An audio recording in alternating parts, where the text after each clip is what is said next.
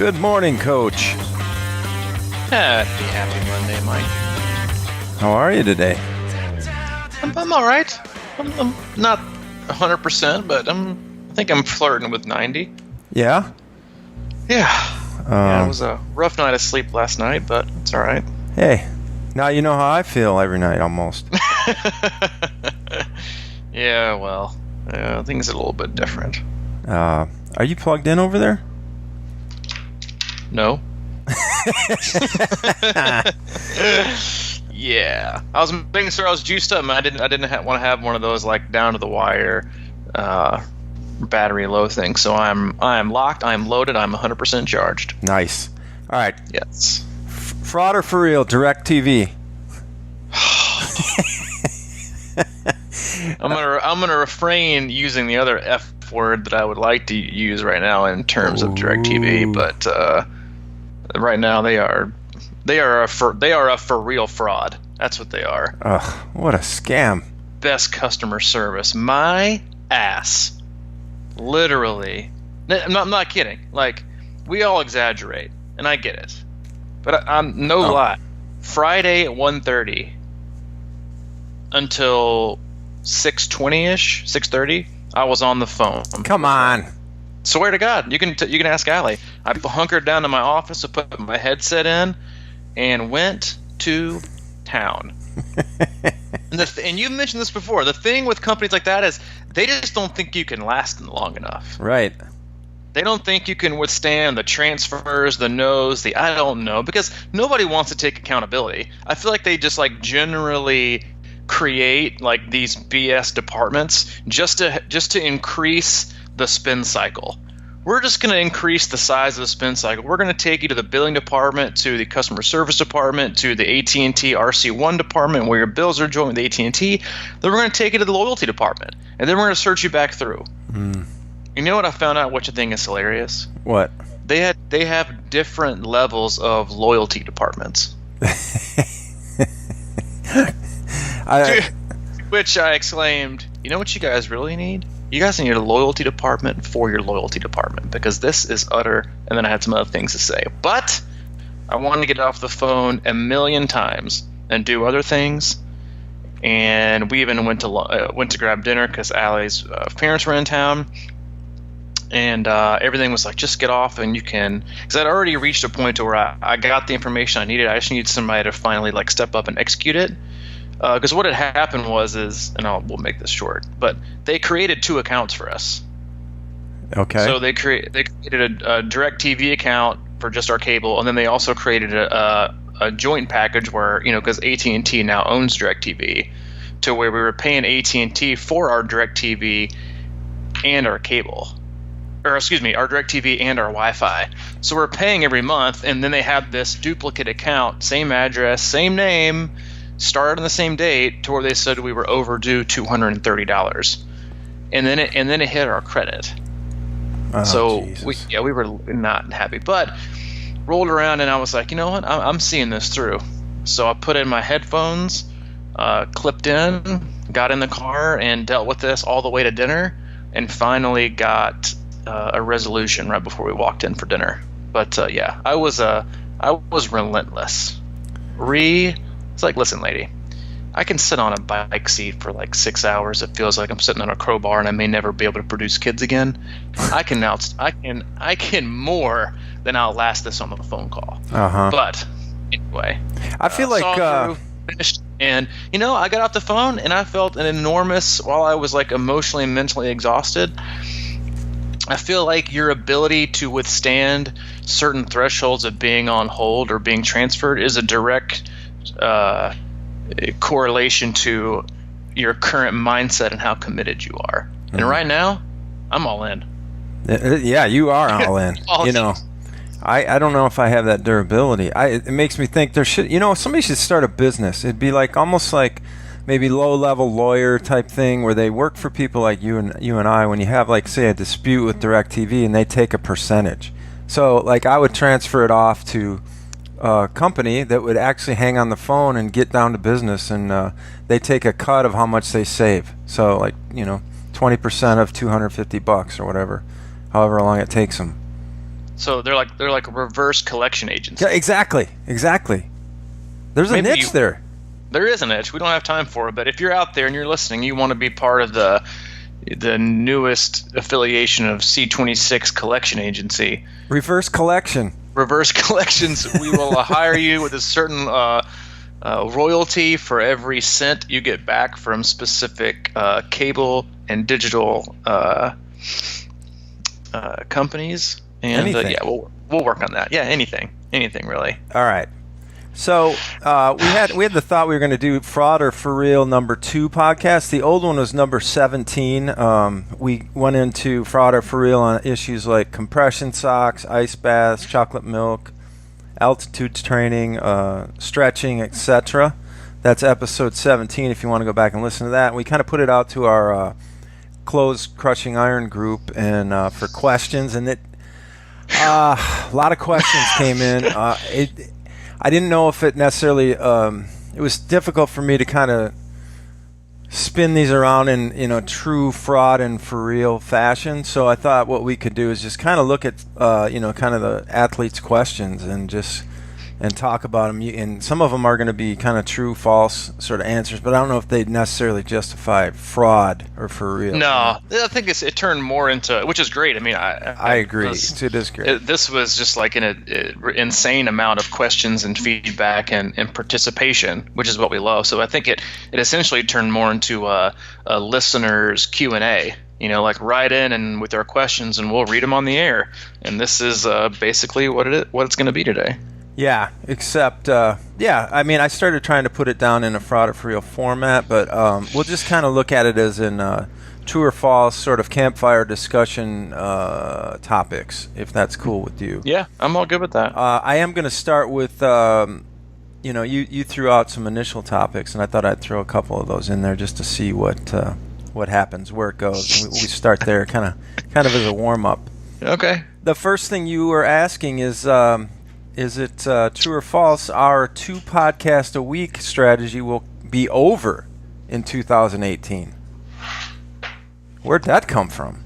I'm just trying to throw some out there, but no, it's not going anywhere. We'll stick to at least 2 podcasts a week. At least 2 podcasts a week. Yeah, I think I agree with you. I think we've been known to do 3, and we have squad cats that we're going to continue to do, but it is a little more difficult lining those up than I think we had anticipated, just with working with 3 different people's schedules to get those. But we'll continue to do the squad cast. We have our next guest lined up, and then we also do race course podcast and stuff like that. So yeah, we'll definitely continue to hit at least 2 a week as promised and as we have started since day 1.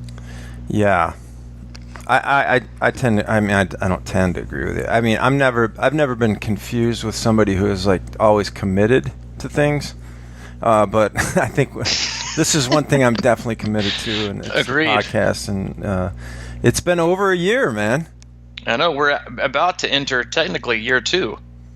Yeah, we definitely have over 52 weeks worth of podcasting under our belt, which is excellent.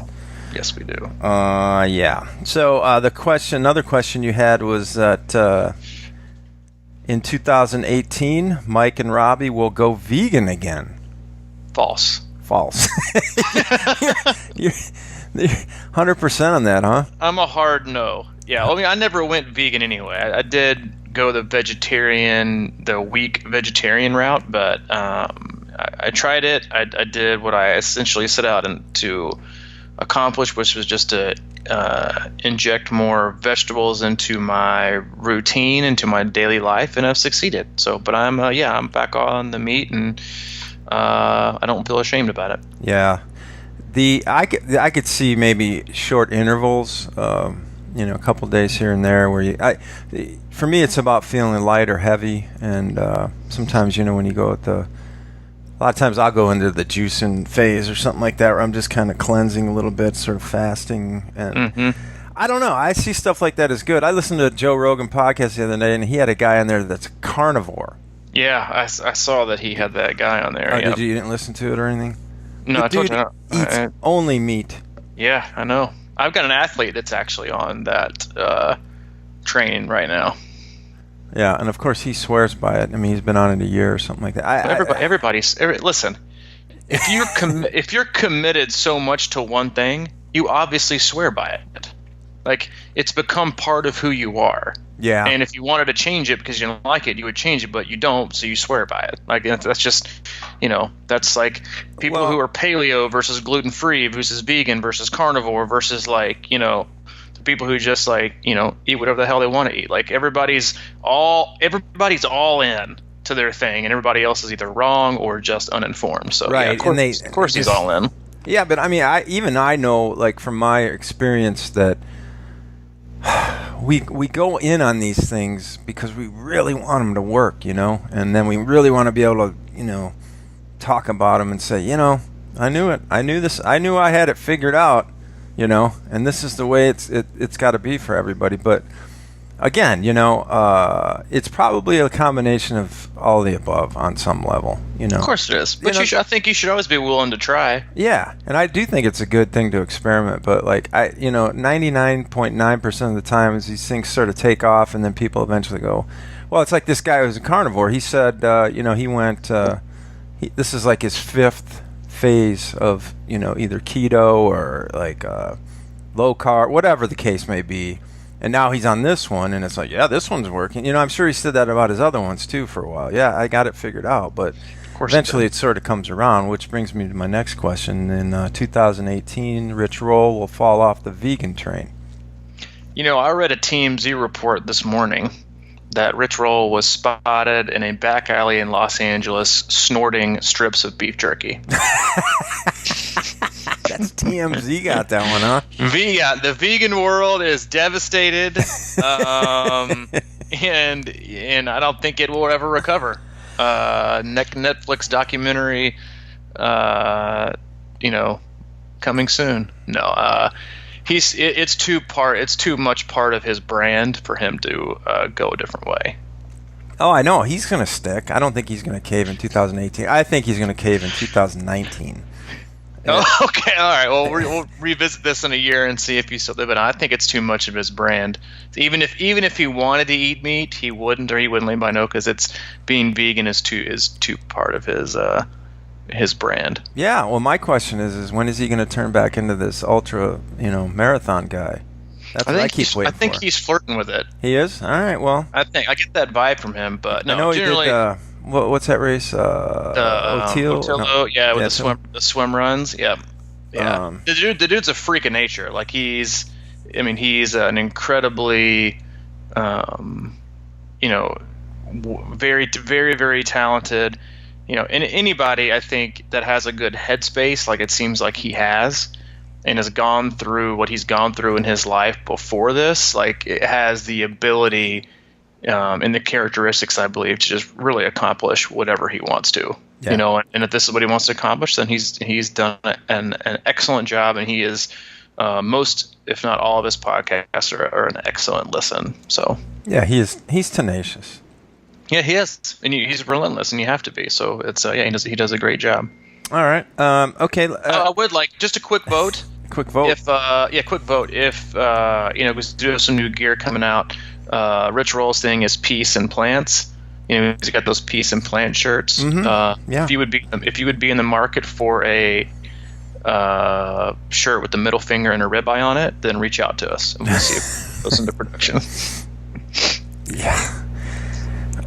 You want me to vote? I'm in on that. Okay. Vote. All right. Cool. All right. Next up. Ironic T-shirts are where I live. So. Yeah.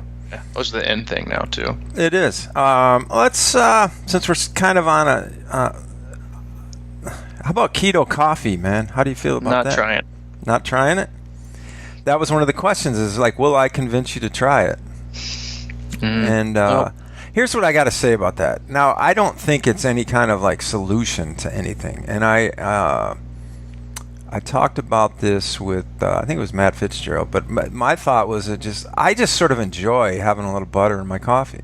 Yeah, some people do. Yeah, which is nothing wrong with that, but Yeah, I don't think it's like the answer to live to be 180. I mean, you know what I mean? Like it's like, why does everything have to be that?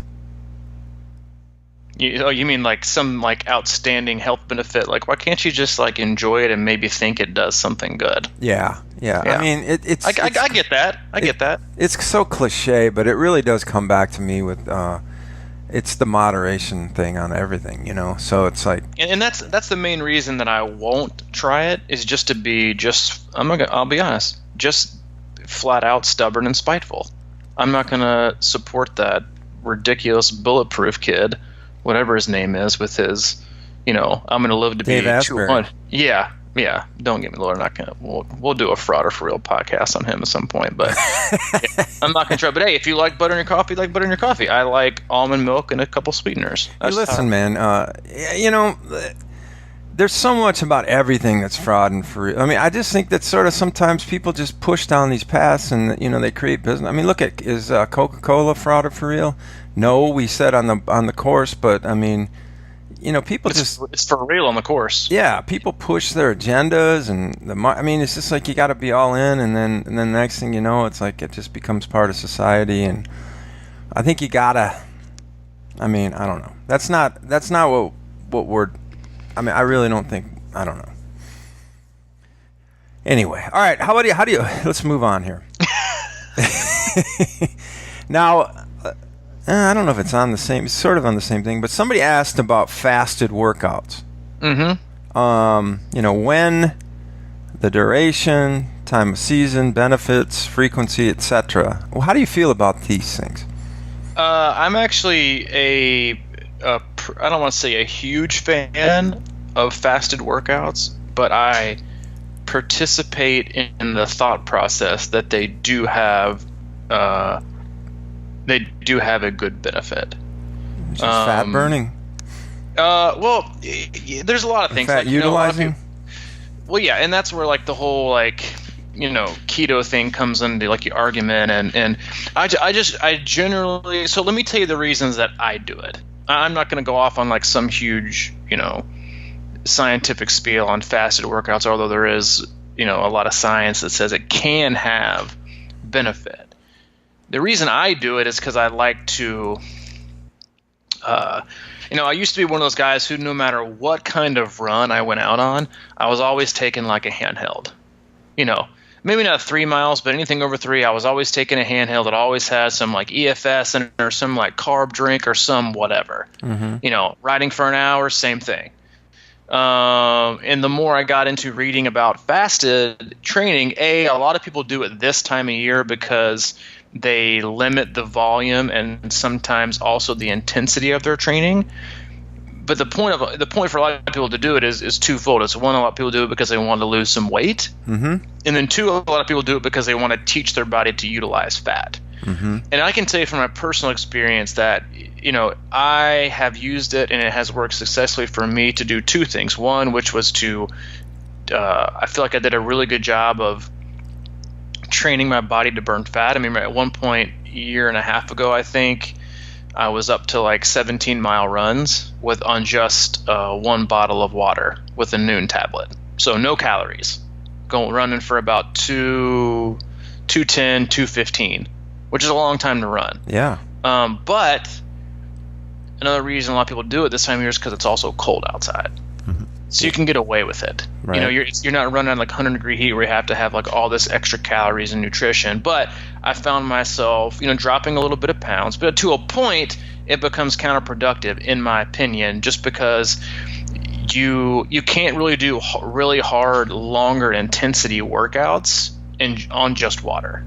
Right when you wake up after not having eaten anything for, let's say, 12 hours. So then you get to a point like, am I maximizing how my body utilizes fat, and how does that weigh against, am I actually getting the huge benefit from this high intensity training session that I tend to do? So for me, on the bike, if it's an hour or less, regardless of intensity, I'll just go with water. If it's anything over an hour and a half, regardless of pace, I'll use more than just water. And if it's in between that, like 1 hour to hours, like for me, if I do an hour and a half on the trainer right now, I'll do one bottle of noon, so no calories but electrolytes, and then one bottle of like 1 scoop of EFS. So I'm getting plenty of water in, but just a few calories. And then running, I haven't. I ran the half marathon with Allie on Saturday. I think it was like a little under 2:10, and I ran the whole thing with no calories, only water, and all I had that morning was, I think, oatmeal and a half of a Cliff Bar. Mm-hmm. And we didn't run till 10:45. Oh man. Yeah, so I should have done that. I was gonna say, I thought somebody said, "Oh, that's great." It's like, yeah, a 10:45 race start is great for you single people with no kids. For me, it was like, all right, this is nap time. Like, I've been up for 5 hours. I was kind of bored, like getting antsy. But anyway, so yeah, I think there's a benefit. There can be a benefit. But again, I think with anything that comes with restriction, there needs to be a high level of personal responsibility. Yeah, restraint And not getting into that, because the more you tend to think you're restricting yourself, the more I think the relationship becomes unhealthy, in that you become more obsessed about your weight than you do the performance that you yield or that you get from a purposeful workout. Yeah, and yesterday I did that 1 hour run with just water. And it's a great point that it was cold out. Didn't feel like I was sweating as much. But that to me is about the limit. At least for me personally. I think it's so personal.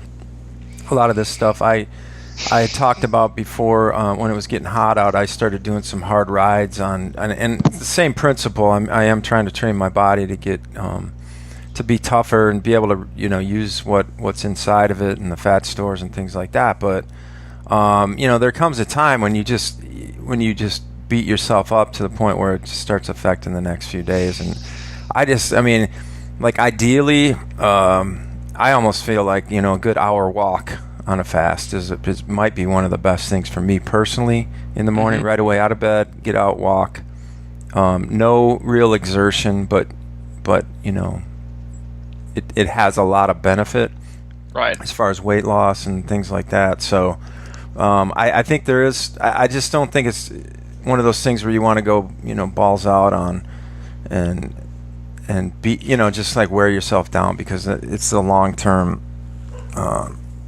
stuff we're looking at here. And it's like you said, is like, don't get obsessed with losing weight just for the sake of it. You got to think of the big picture. And a lot of people get into that mode. Yeah, which a lot of people are.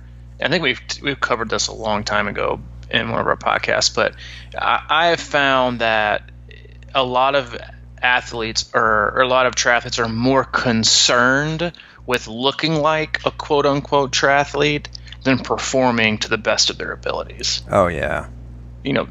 Being super thin and super that may be good for one person and totally detrimental to another. And you see this especially with runners. Why don't look like a runner? Who the fuck said runners look a certain way? Yeah. You don't have to be 90 pounds and, I get it. You see these marathoners on TV and you're like, oh, that's what I've got to look like. No. In a lot of these athletes, and this is especially the case for women, I was reading an article about the top end high school and college cross country runners have been for women they literally they're so thin and they're so almost emaciated that they literally don't have a period for 10 to 12 years. Wow, man. It totally messes up their body.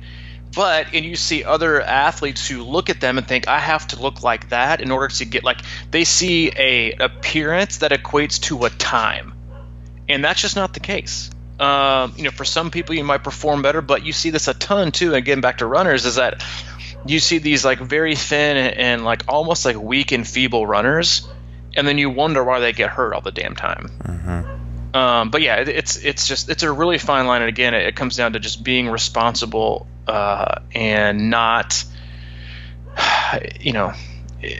just looking at it in a healthy way versus equating what you see in the mirror to your ability and to your self-worth. Yeah, it's like what people think about when they think about models. Being super super thin, and it's like. Is that the look? Is that the real thing? It's almost like we need more. I mean, it's okay to be a plus-size triathlete, you know? I don't even know what that means. What do you mean? Like, I'm saying, like, you know, like, I mean, I think everybody in here, like, we always talk about age, but, like, everybody in here, or that's listening to this podcast, has, like, probably been passed by somebody, and they're like, okay, that was humbling. Yeah. You know, like, I totally got, you know, I can't believe I totally got passed by this guy, or this girl, or whatever, or this person's so old, I can't believe they just totally, like, you know, rolled by me. Or you look at the same thing, like, versus appearances.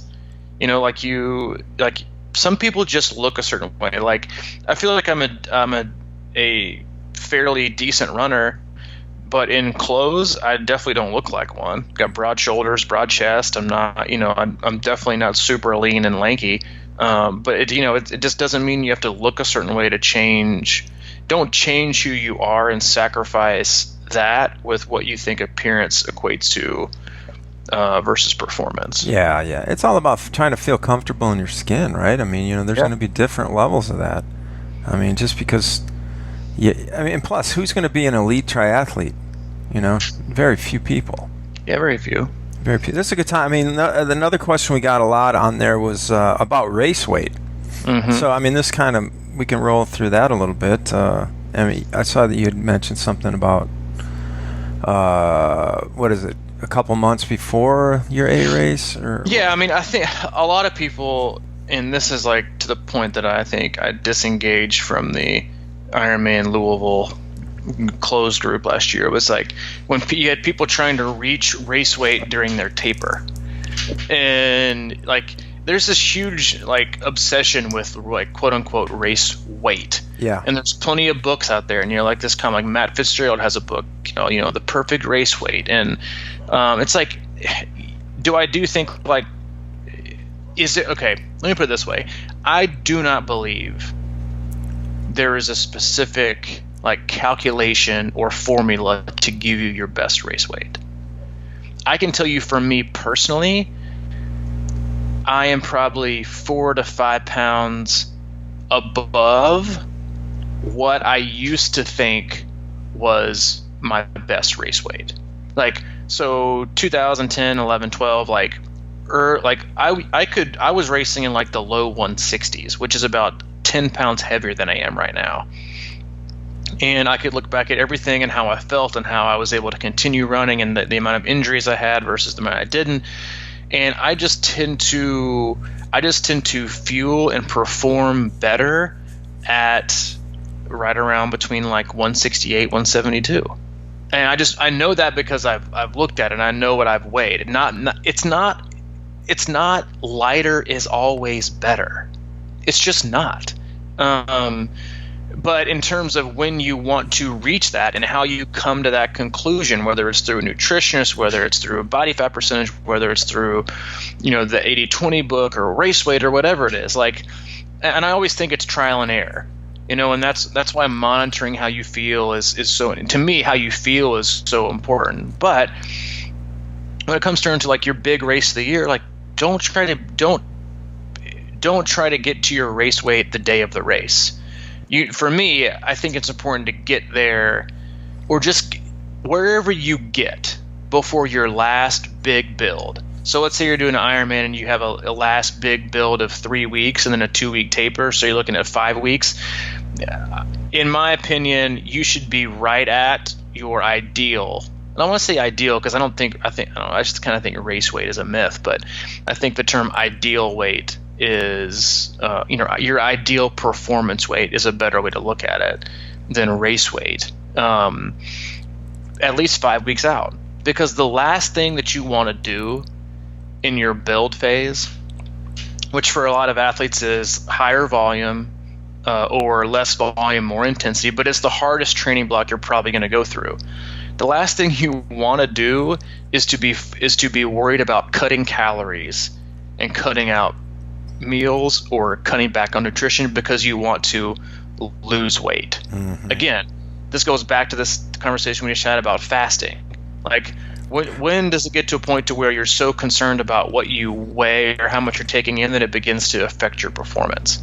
And so if you're looking at cutting calories during the part of the year where you should be running your best, and you should be getting the best feedback based on,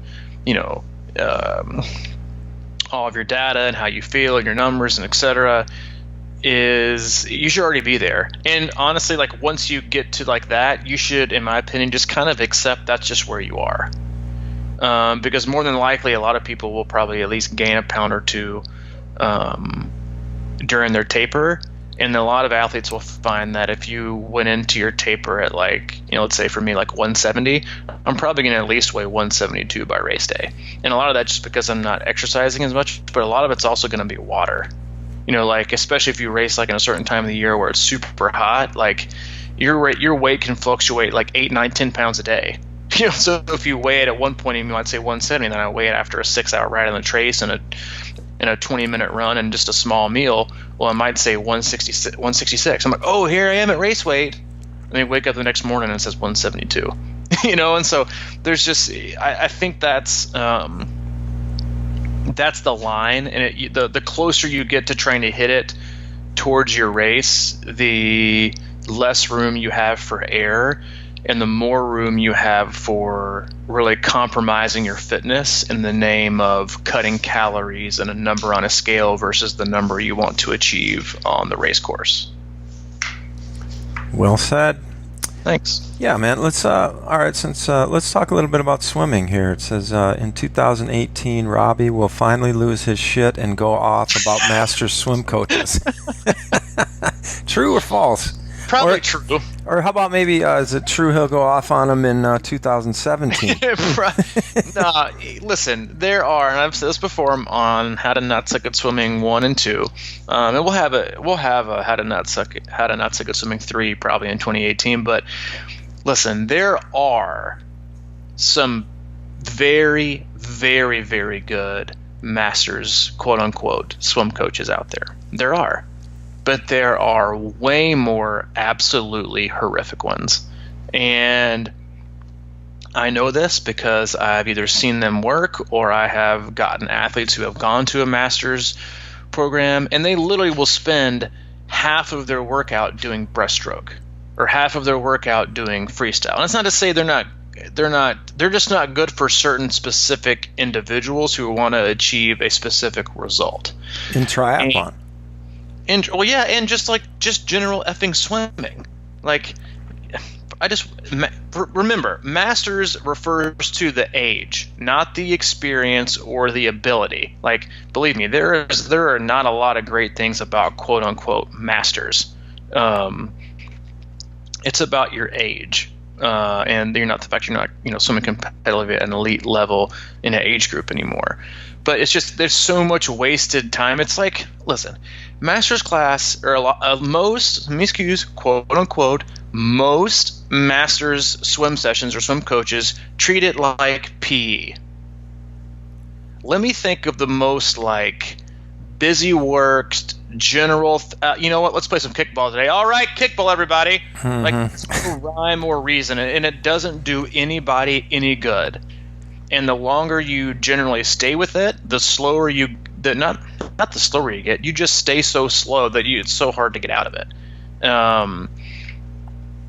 And like honestly, like it for the most part, again, I'm talking about the really poor what I would call disconnected Masters quote unquote coaches, swim coaches, is they're like terrified of like hard work and intervals.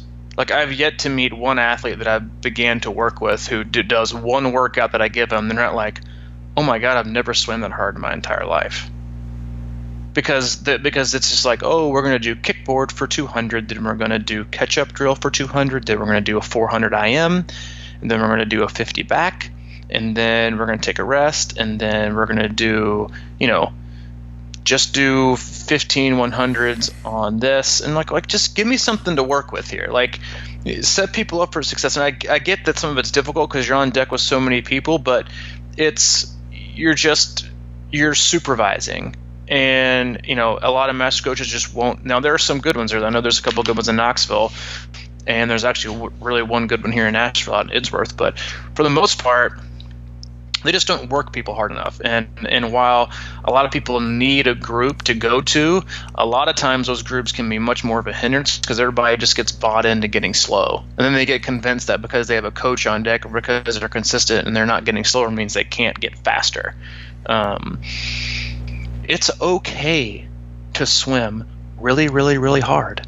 And it's okay to just do 25s and 50s, and then you'll reap the benefits. But yeah, it's okay. Sometimes it reminds me a little bit when I went out. I was never a track athlete or any of that kind of stuff. But once in junior high, I did go out for track, and I wanted to be a pole vaulter. All right, so I went to the first track practice, and I said, hey, coach, I want to be a pole vaulter. And he's like, all right, start running around the track. And it was just sort of like that PE mentality in a way, because I get the fact that you want to be in shape, but I started running, and I kept running, and like for half the practice I just kept going around the track, and I'd stop every once in a while and go, hey, pole vault, man, that's not to keep running around the track, man. And like towards the end of practice, he's like, all right, well, come on over here and let's see what you got. I was like, dude, I was in 7th grade. I didn't know how to pole vault. And he's like, here, you hold the thing. And so I ran up, and I kind of had I had been messing around with it in my house or my yard with some kind of big like pole thing that I had that wasn't really a pole, but I was just kind of like launching myself. But so he hands me like a real pole vault pole. And I ran up, and I don't know, the height was probably like 6 feet or something. And I slammed that thing in the plant, whatever that thing's called, and it just shot me backwards, and I landed on my back. I mean, I had no clue how to pole vault. And he's like, all right, well, we'll get on that tomorrow. It was like sort of. So next day I went, and he's like, all right, run around the track. I was like, man, Jesus, I don't know, if that was just to test my commitment or whatever, and that, it's like, that's just poor coaching. Yeah, I mean, it's like, what? I mean, just communicate. Yeah. I mean, what is this? Why are we doing this? At least that's what I always say is like, a lot of coaches will just tell you to do shit and never really explain why, and like kind of put you in the mindset, at least for like, okay, here's why we're doing 40 50s or in the pool or whatever. And like sometimes it doesn't make sense to the athlete, and I guess you don't always have to know, but it helps to understand. Like if you just said, hey, we need to build your legs up, I didn't know that. Whatever the case may be. So anyway, the next time you're doing a master's class and you do like a bunch of butterfly breaststroke freestyle workout, just ask them, so what's come on, just give me a freaking break here. Shoot me straight. Give me a good answer. Yeah, I'd love to hear back. Or if you have any masters coaches that are listening to this podcast, feel free to email us. We'd love to have you on. Oh yeah, we're not like DirecTV. We're just accessible. You go right to the source. C26coach@gmail.com or crushingiron@gmail.com, and you come right to us. We're not going to like trick you into different loyalty departments and all that sort of stuff. That's right. Right? Yep. Yeah, for sure. Okay. There was a question about recovery boots. Now I know you've had a chance to really get in there and try those out for a while, and I've done it just enough to be dangerous, so I don't really have an opinion on it. But do you have your first-hand feedback, opinion? What are your thoughts on recovery boots?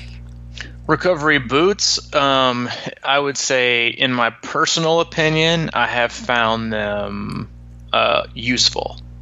And again, like a lot of people would argue, I think a lot of people maybe not confuse, but lump in compression socks with recovery boots as like the same.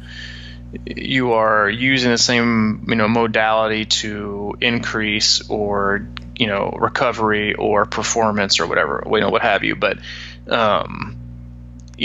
recovery boots, and I responded a little bit this in the thread, was that a lot of people said, well, for the same reason that there's literally like no science out there backing up or even if there is, it's so inconclusive. People don't buy into like the whole ice bath thing.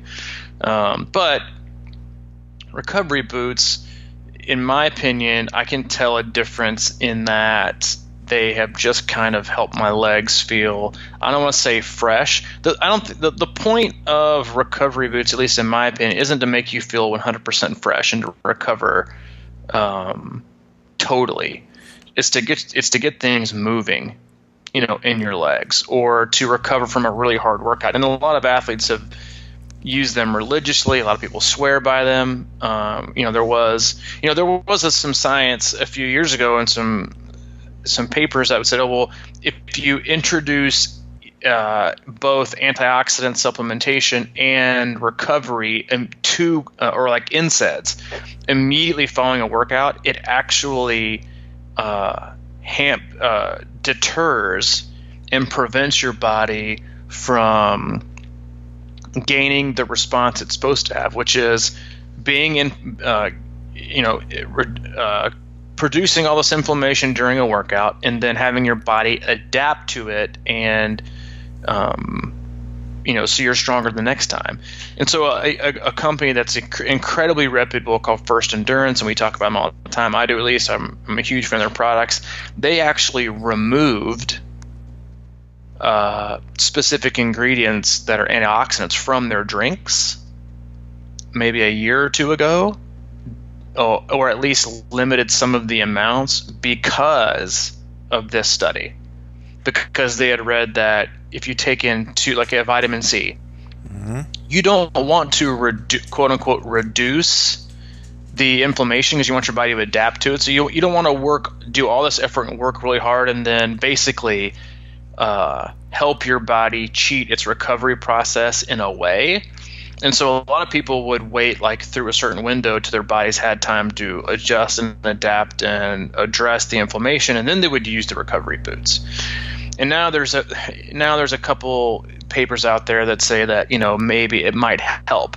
I think they're all very inconclusive, and I'm sure we won't know for forever. But I think, as with most things, you should really, really do your own homework. And a lot of times you can't do that without using this product purposefully. And I know for me, I feel like I've been able to recover faster. And whether it's just a feeling, or I can do it because I monitor that. I can tell that I do feel better, or I am recovering faster.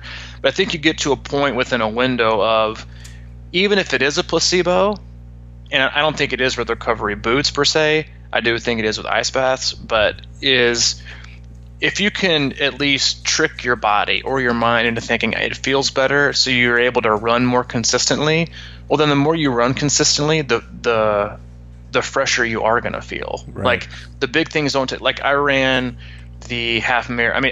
I would say, though, on two different athletic levels in terms of where we are fitness-wise and consistency-wise, just because of our life. Like, Allie has used them and can tell a huge difference when she uses them and when she doesn't use them versus the next day. If she doesn't use them after one of her long runs, the next day she feels like totally wrecked. If she does use them right after the next morning, she says she feels much, much, much better. She doesn't feel much better right afterwards. It's like the next day. So that's why I feel like it's not as much placebo effect as some people want to say it does. For me, I think we ran like for 2:10 on Saturday. I used them, I don't know, maybe 10 or 15 minutes Saturday after the race, and then for about 10 minutes in the morning, Sunday morning, and then went out for a 15-minute run, and it was probably one of my better runs of the year. Now, a lot of that's just because I've just gotten better fitness-wise, but yeah. I did feel better later in the workout than I expected to. Like, I think everybody has this window of like, they get to their first mile, like, man, I feel a lot better today than I thought I did. Oh, here comes mile 3 and 4. Yeah, about that, I still feel like shit.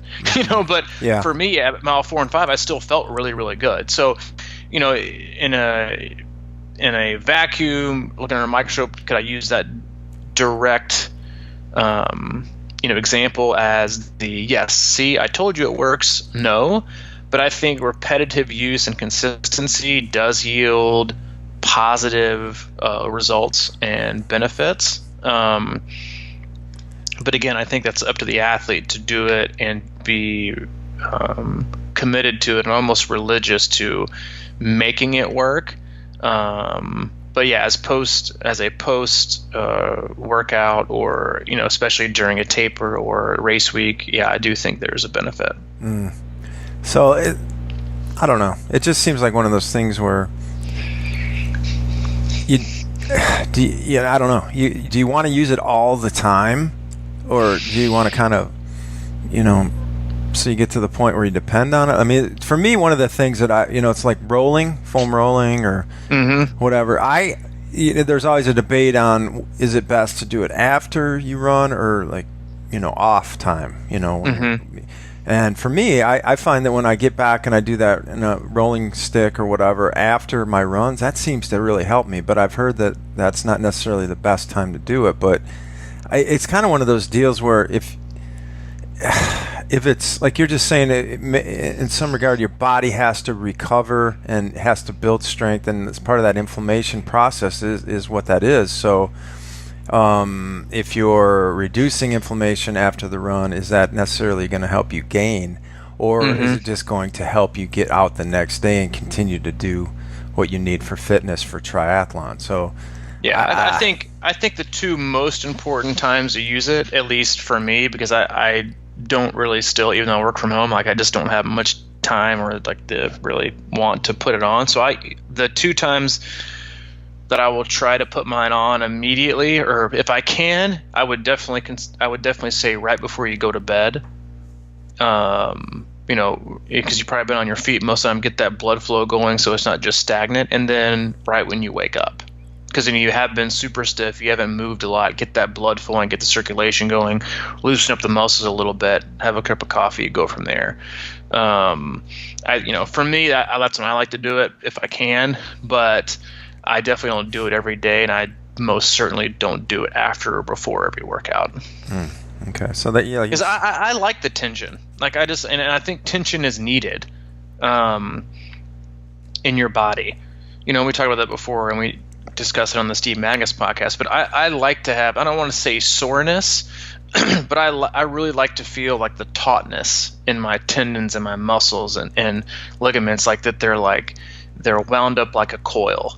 Like they're not sore to the touch, but like I can tell they've got some load in them, because I feel like that helps me gauge more appropriately my effort when I go run, versus maybe a false feeling of, man, I feel super fresh today. I just did my recovery boots. I feel like I'm going to go crush it, and my body is really trying to say, hey, but behind that, I'm actually kind of hurting today. So I like, that's just me. Whether it's wrong or right or whatever, if it is a wrong or right thing, like I do like to still have, some that even the smallest feeling of a little bit of fatigue or a little bit of tension when I go runs or ride, because I feel like it keeps me really, really in tune with my body and that feeling, which I think is really, really, really important. Yeah, being in tune with that. I mean, what's going on, and you don't want to mask things that are going on either, I think, too. All right, so let me ask you this. Somebody asked about switching out running shoes while you train. Do you do that? Do you wear different shoes just to kind of... No. You don't? Nope. You don't really see much going on there. No, listen, I have heard, I have read, I have listened to many, many, many, many, many people suggest and say that there is, proven research that you should, or it's highly recommended that you wear multiple shoes, multiple different kinds of shoes, so you work different kinds of muscles in your feet, it's better for you. And I can get behind that because I understand where they're coming from. However, as a coach and having dealt with athletes for such a long period of time, running shoes, of all things in triathlon or for runners, are is like the one thing that if you have a shoe that you love and that you've never gotten injured, or you've always it just fits you perfectly, when that shoe discontinues, people have like epic freaking meltdowns. because it's so hard to find a shoe that really, really works for some people. And at the same time, like when you deal with these people like that, like, and this is more fact than fraud. More people get hurt trying to change their run form into some like perfect form than they do just by perfecting the run form that they have. Like, people get hurt all the time trying to change, like immediately change their run mechanics, or always run on the ball of their feet, or always run on their heel, or always run, midfoot strike. Like, more people get hurt trying to run better than they do just learning how to run their own way better. Like, I'm very much a person that believes everyone has their own running style, everyone has their own run form, and the point is to perfect that and make it as resilient and as durable as possible. Point being, like, everybody was ranting and raving about the terrible form that Lionel Sanders has when he runs. And if you have anybody listening, watch the NBC coverage from Kona on Sunday, but he rocks like an old lady in a rocking chair on his bike, and his run form is, if you look at if you looked at Patrick Lane, good God, he runs like awful. But what would be more detrimental to a guy like that who's put so much work and so much effort in this one run stride and run cadence and run form for the past 15 years than to just all of a sudden just change it up? Like, for me, it's the equation, it's the analogy that we've used all the time, is like, imagine building up this gigantic engine inside of a Ford F-250. Mm-hmm. And then all of a sudden you want to go put it inside a Miata. It's going to freaking break it. And that's what happens so many times. You build up these gigantic engines, or real durable engines, to run a certain way, and then you want to run, and then you want to all of a sudden run a different shoe and a different run gait, and your body's like, what the hell was this? Yeah. And so I get it on the shoe front. I think it's more of in my opinion, if you're just getting into running from a long layoff, then I think it's a good idea. Because you're not going to be putting in a ton of volume and a ton of force and a ton of intensity on any of them. And so you can kind of, what they say, even out things with different running styles and landing here and landing there. So I do think that is a benefit, versus if you've been doing it for 10 years and you run well and you run often and you have a good base and you can run fast. Like, don't just wake up tomorrow and decide to put on a pair of freaking Vibram 5 fingers and go sprint a 5K. Like, good luck. See you in a walking boot in 2 days. Right. Like, there's no point. Like, I get it and it makes sense to a point, but I also think, you have to be really, like, I just don't do it because I have a pair of shoes that I run really well in and are comfortable to me, and I don't have any issues. Mm-hmm. And so I'm not in the business of spending money to try to find any issues either. Yeah. I think for me, it makes more sense to just like run on grass or something. If that's kind of what your objective is, it's like, mm-hmm. I've been running, I'm doing a trail race next week, so I've been kind of trying to at least get used to being off pavement a little bit. So they're basically flat trails back here by the park I live near. Yeah. And, there's just kind of like,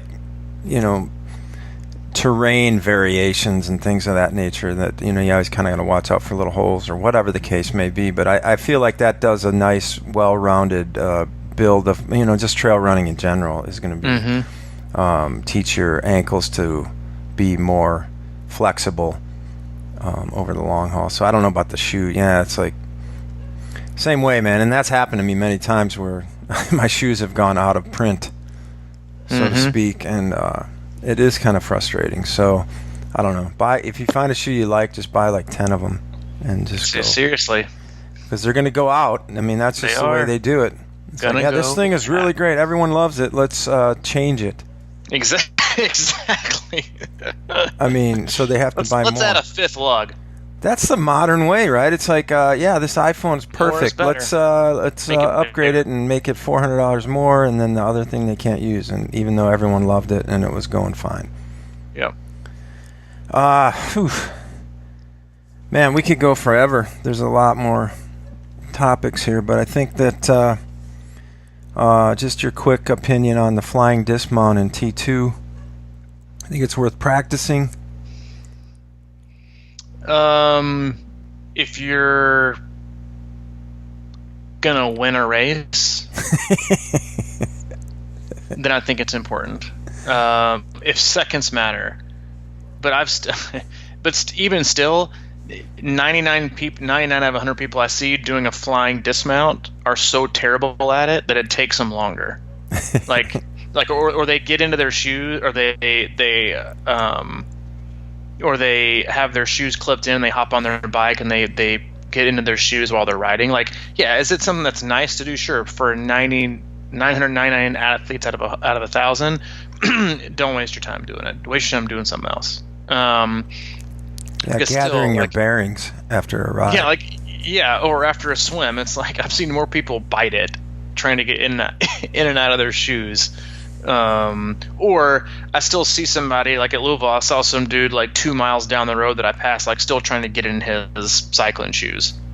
But oh man, did he look good doing that flying, getting on his bike with the shoes already in there. Mm-hmm. Where you've seen people bite all the time with like coming out of their shoes, like getting caught in one shoe and trying to do a flying dismount, and you're like, Jesus Christ, like there's it makes you look cool, it makes you look fancy. It is fast if you can do it perfectly.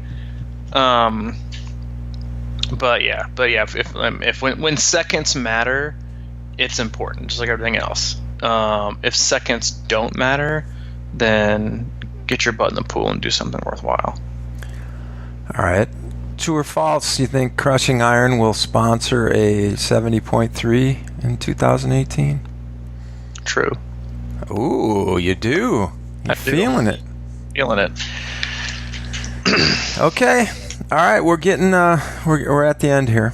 Yeah, we're at the end. We've got more topics that we may parlay into our next cast. Yeah, there's one for sure I want to cover on the next cast. Or what is it?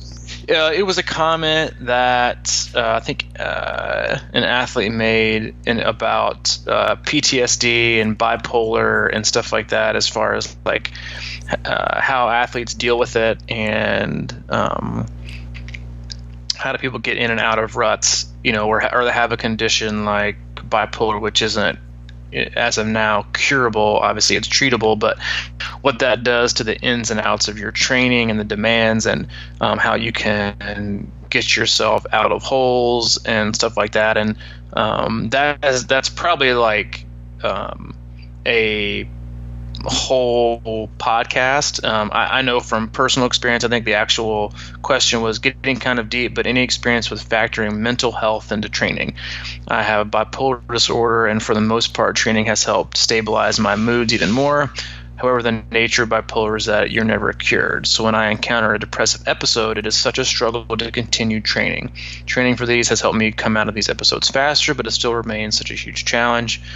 Basically, so any kind of feedback would be great. And so definitely a topic we're going to cover hopefully on the next podcast. I have a lot of feedback on that, just from personal experience, having a quote unquote, a disease that's not curable, and addiction, having PTSD from abuse as a child, and then working with a lot of athletes who come from very, very difficult backgrounds or upbringings. And I can just tell you, it's not necessarily a teaser, I guess, but I can tell you from all of my experience as a coach, and looking at myself and looking at the athletes that I work with now, the athletes that deal with or have a mental health disorder or disease, or have had any kind of like severe trauma or PTSD, respond very, very, very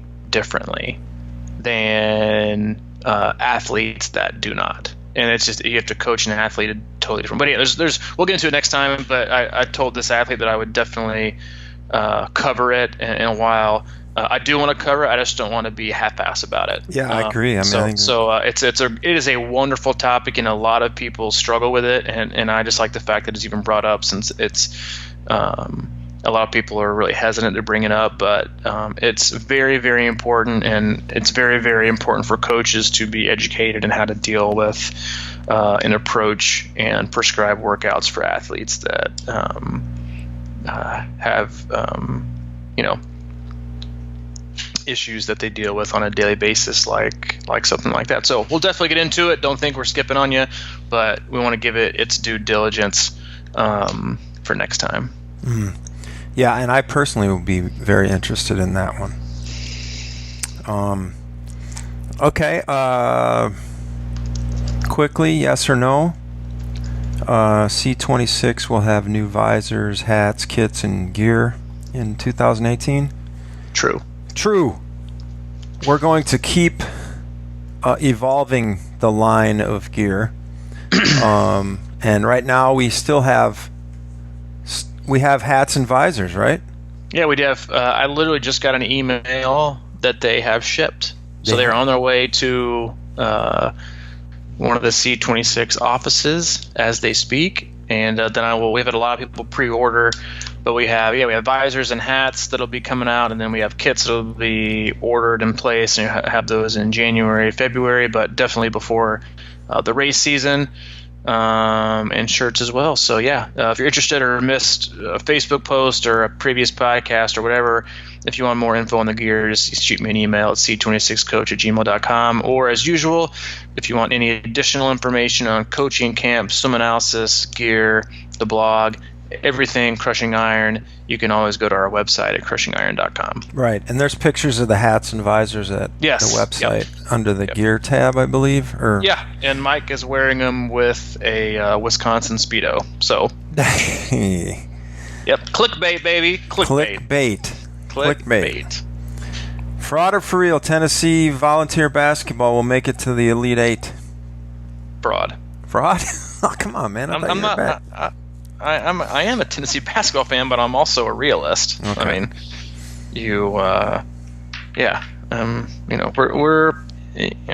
we're getting there.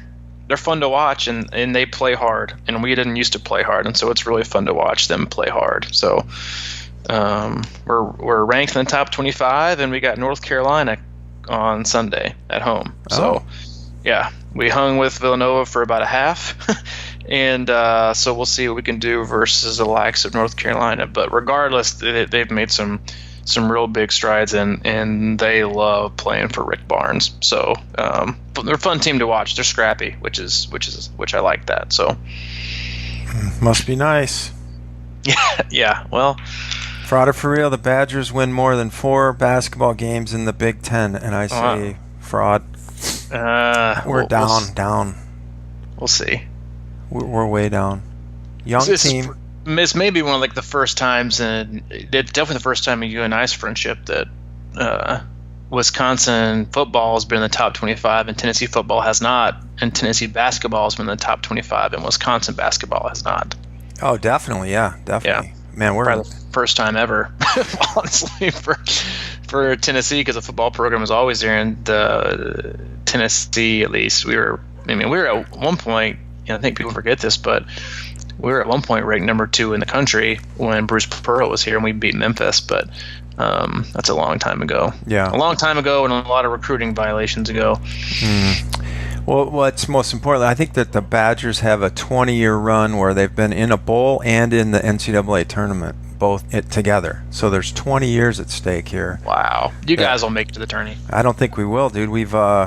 We're young. We have a young team. We went into our Marquette rivalry game this weekend on Saturday. On Friday night in practice, we lost 2 of our top 4 guards for the season. Oh. And we're already playing 4 freshmen. So, well, hey, it might not be good for this year, but it'll be real good for next year. Yeah, they literally got hurt the day before. They would have not been able to get a medical red shirt. So I think they're both out for the year. It's unbelievable. So we're playing literally walk-ons. We're at that situation, and this is coming out of 2 Final Fours 2 years ago. So we've really kind of parlayed that into some nothingness. Welcome to Tennessee football. Yeah, no, it'll be good for me. I'll just I'll have to find something else to entertain me though. Seriously, maybe it's Tennessee hoops. Hopefully, it doesn't affect your bike workouts. Oh, yeah. Already has, I bet. I think it already has. Awesome. Okay, and that concludes our campfire chat about a bunch of topics. Yep. We will check you on Thursday. All right, buddy. See you, man. See you.